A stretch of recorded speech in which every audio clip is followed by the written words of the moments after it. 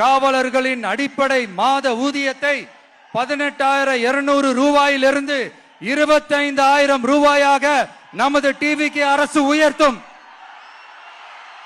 அதிக மன அழுத்தம் உள்ள பணிகளில் ஈடுபடும் காவலர்களுக்கு பணிப்படியாக மாதம் 1000 ரூபாய் கூடுதலாக வழங்கப்படும்.